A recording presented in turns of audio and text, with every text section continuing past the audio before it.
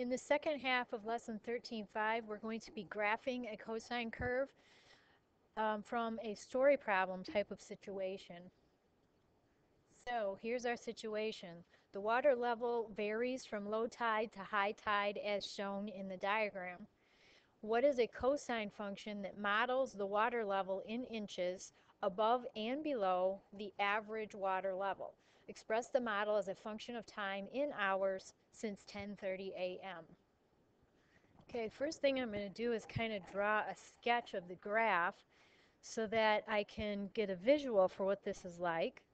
So since we want to express the model as a function in hours since 10:30, then the y-axis is right here at 10:30. This is time t equals 0. It also says we want to express the function in a model that shows the water level above and below average. So average would be right here in the middle. So that would be the x-axis. Since the variation in water is 60 inches, from the average it's going to go up to 30 and down to negative 30 from average. So at this point we can see that the amplitude is 30. But since we're starting at the bottom of this curve, it's going to be a negative 30. Okay, so next we need to figure out the b value. That's a little bit more difficult.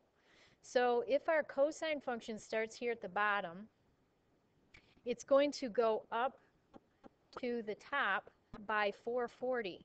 So it's going to pass through equilibrium at some point.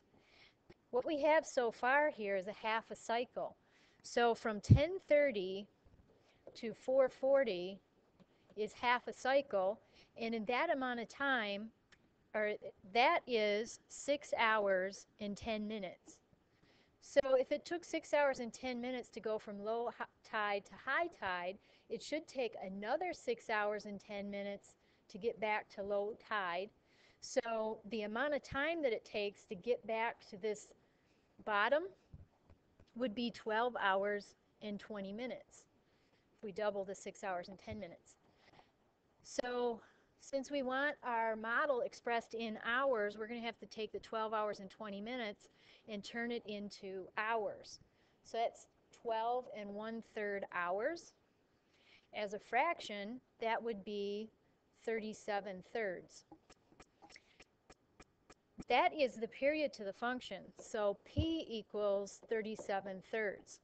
In our formula, we need B. So we know that the period equals 2 pi over B.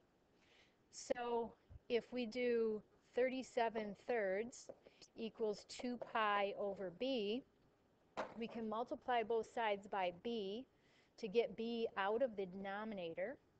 Then we can multiply by the reciprocal to solve for B.